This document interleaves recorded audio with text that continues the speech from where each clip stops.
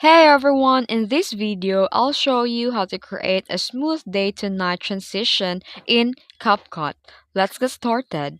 First, open CapCut and tap a new project. Then here, import the video that you want to transform.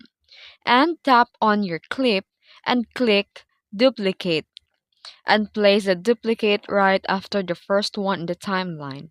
The first clip is your first day, or the second clip is your first night, and adjust the second clip. Select the second clip and go to Adjust and lower the brightness and exposure.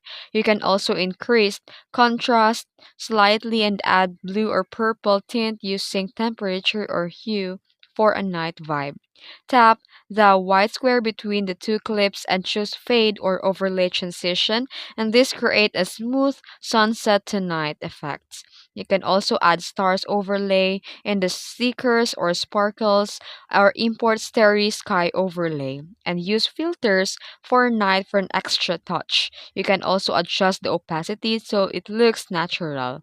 And once you're happy with the edits, you can now tap export in the top right corner and choose a high resolution. And that's it. You've just created a smooth day to night transition in CapCut.